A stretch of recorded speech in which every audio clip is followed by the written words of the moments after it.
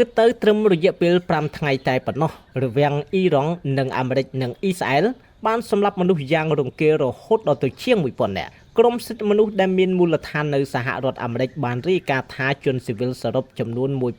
1097នាក់បានស្លាប់នៅក្នុងប្រទេសអ៊ីរ៉ង់ចាប់តាំងពីថ្ងៃទី28ខែកុម្ភៈជាថ្ងៃដែលសហរដ្ឋអាមេរិកនិងអ៊ីស្រាអែលបានចាប់ផ្ដើមបើកយុទ្ធនាការវាយប្រហារទៅលើរដ្ឋធានីតេហេរ៉ង់និងទីតាំងដទៃទៀតនៃប្រទេសអ៊ីរ៉ង់នៅក្នុងអ្វីដែលប្រទេសទាំងពីរបានហៅថាដើម្បីឲ្យដល់ឫសគល់នៅកម្មវិធីមីស៊ីលនិងនុយក្លេអ៊ីររបស់អ៊ីរ៉ង់នៅក្នុងចំណោមអ្នកស្លាប់ទាំងអស់នោះ181នាក់គឺជាកុមារដែលមានអាយុក្រោម10ឆ្នាំចំណែកឯជនស៊ីវិលដែលត្រូវរបួសបានកើនឡើងដល់ទៅ5402នាក់នៅក្នុងចំណោមនោះក៏មានកុមារ100នាក់ផងដែរអង្គការដដែលបានថ្លែងបន្តទៀតថាគឺត្រឹមរយៈពេល24ម៉ោងចុងក្រោយនេះអាមេរិកនិងអ៊ីស្រាអែលបានវាយប្រហារយ៉ាងតិច104ដងទៅលើប្រទេសអ៊ីរ៉ង់ពួកគេបានវាយប្រហារមូលដ្ឋានយោធាមណ្ឌលសុខភាពនិងលំនៅឋានរបស់ប្រជាជនក្រៅពីនេះករណីស្លាប់រាប់រយនាក់ទៀតកំពុងផ្ទៀងផ្ទាត់រោគការពិតខាងក្រោមនេះគឺជាតួលេខអ្នកដែលស្លាប់នៅតាមបណ្ដាប្រទេសមួយចំនួនដែលរងការវាយប្រហារពីអ៊ីស្រាអែលនិងអាមេរិកនិងប្រទេសដែលរងការវាយប្រហារពីអ៊ីរ៉ង់ជាពិសេសគឺអ៊ីរ៉ង់បានអះអាងថាខ្លួនបានវាយប្រហារប្រទេសទាំងនោះចង់សម្ដៅទៅលើមូលដ្ឋានយោធាអាមេរិកឬផលប្រយោជន៍អាមេរិកតែប៉ុណ្ណោះអ៊ីស្រាអែលស្លាប់ជនស៊ីវិល10នាក់នៅក្នុងនោះ9នាក់ស្លាប់ដោយសារតែមីស៊ីលរបស់អ៊ីរ៉ង់ដែលបានវាយប្រហារទៅលើអគារស្នាក់នៅរបស់ជនស៊ីវិលនៅប៉ែតស៊ីបេសនៅក្បែរទីក្រុងយេរូសាឡិមអ៊ីស្រាអែលបានអះអាងថារហូតមកទល់នឹងពេលនេះគ្មានយុទ្ធជនរបស់ខ្លួនណាម្នាក់បានពលីជីវិតនៅឡើយទេលីបង់ស្លាប់មនុស្សចំនួន50នាក់ដោយសារតែការវាយប្រហារជាច្រើនលើកច្រើនសាររបស់អ៊ីស្រាអែលនេះបើយោងតាមរបាយការណ៍របស់ក្រសួងសុខាភិបាលលីបង់បារ៉ែនស្លាប់មនុស្សម្នាក់បន្ទាប់ពីភ្លើងឆាបឆេះនៅក្នុងទីក្រុងឧស្សាហកម្មនៅក្នុងប្រទេសនេះក្រោយពេលដែលមីស៊ីលត្រូវបានបាញ់ទម្លាក់នេះបើយោងតាមការប្រកាសរបស់ក្រសួងមហាផ្ទៃគូវ៉េតស្លាប់មនុស្ស3នាក់នៅក្នុងនោះទាហានគូវ៉េត2នាក់ពួកគេស្លាប់នៅក្នុងការវាយប្រហារជាច្រើនករណី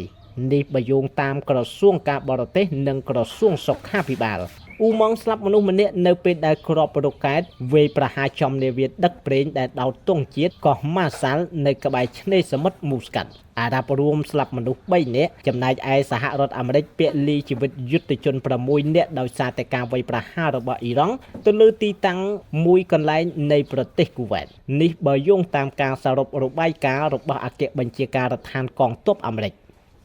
តើប្រតិបត្តិការអាមេរិកអ៊ីស្រាអែលវាយប្រហារទៅលើអ៊ីរ៉ង់អាចបង្កផលប៉ះពាល់អ្វីខ្លះមកលើវិស័យប្រេងប្រតិបត្តិការវាយប្រហារទៅលើអ៊ីរ៉ង់ពីសំណាក់សហរដ្ឋអាមេរិកនិងអ៊ីស្រាអែលកំពុងតែធ្វើឲ្យមានការព្រួយបារម្ភជាខ្លាំងអំពីការរីករាលដាលភ្លើងសង្គ្រាមនៅទូទាំងតំបន់ដើមបុព្វាក្រុមហ៊ុនអាកាសចរសឹងតែទាំងអស់ដែលមានគោលដៅទៅតំបន់នេះបានលុបចោលនៅជើងហោះហើរជាបន្តបន្ទាប់លើសពីបញ្ហាចរាចរណ៍ផ្លូវអាកាសស្ថានភាពនេះក៏អាចបង្កផលប៉ះពាល់ខ្លាំងទៅលើការដឹកជញ្ជូនប្រេងច្រកសមុទ្រអ៊ឺម៉ូសដែលស្ថិតនៅមុខផ្ទះអ៊ីរ៉ង់គឺជាច្រកដែលនាំចេញចូលដ៏សំខាន់នៃការដឹកជញ្ជូនប្រេងពិភពលោកអ៊ីរ៉ង់ក៏ជាប្រទេសផលិតប្រេងដ៏ធំមួយដែរ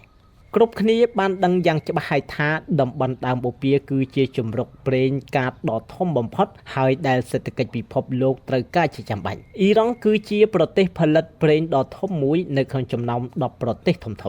បច្ចុប្បន្ននេះបើទោះបីជារងនៅទណ្ឌកម្មសេដ្ឋកិច្ចពីសហរដ្ឋអាមេរិកតែអ៊ីរ៉ង់បន្តផលិតប្រេងប្រមាណ3លាន1សែនធុងបារ៉ែលនៅក្នុងមួយថ្ងៃនៅមុនបដិវត្តន៍អ៊ីស្លាមអ៊ីរ៉ង់នៅក្នុងឆ្នាំ1979អ៊ីរ៉ង់បានផលិតលើសនេះដល់ទៅជាង10ដងរហូតត្រូវបានគេចាត់ទុកថាជាប្រទេសដែលផលិតប្រេងធំលំដាប់ទី3បន្ទាប់ពីអារ៉ាប៊ីសាអូឌីតនិងរុស្ស៊ីលោកអាន់លូមែនរូមូសិនអ្នកវិភាគ Global Risk Management បានលើកឡើងថាប្រេងរបស់អ៊ីរ៉ង់គឺជាប្រភេទប្រេងដែលងាយបូមនិងងាយចម្រាញ់កត្តានេះហើយដែលធ្វើឲ្យតម្លៃផលិតអស់ថោកពលគឺនៅក្នុងមួយធុងបារ៉ែលថ្លៃដើមតែខ្ទង់$10តែប៉ុណ្ណោះមានតែប្រទេសអារ៉ាប់តំបន់ឈូងសមុទ្រទេដែលអាចប្រកួតប្រជែងតម្លៃជាមួយអ៊ីរ៉ង់បានខណៈដែលប្រេងឆៅនៅកាណាដានិងនៅសហរដ្ឋអាមេរិកវិញគេត្រូវចំណាយថ្លៃដើមចន្លោះពី$40ទៅ$60នៅក្នុងមួយធុងបារ៉ែល មិនត្រឹមតែតម្លៃថោកទេអ៊ីរ៉ង់មានស្តុកប្រេងនៅក្នុងដីធំជាងគេលំដាប់ទី3នៅទូទាំងពិភពលោកដូច្នេះនៅក្នុងរយៈពេលវែងអ៊ីរ៉ង់មានតម្លៃយុទ្ធសាស្ត្រធំណាស់សម្រាប់សេដ្ឋកិច្ចពិភពលោកយោងតាមលោក Ole Hansen អ្នកវិភាគទីផ្សារនៅ Sarsbank បច្ចុប្បន្ននេះអ៊ីរ៉ង់បាននាំចេញប្រេងប្រមាណ1លាន3សែនទៅ1លាន5សែនធុងបារ៉ែលនៅក្នុងមួយថ្ងៃដើម្បីកិច្ចចេញពីទណ្ឌកម្មអាមេរិក 80% នៃប្រេងរបស់អ៊ីរ៉ង់គឺត្រូវនាំចូលទៅកាន់ទីផ្សារចិន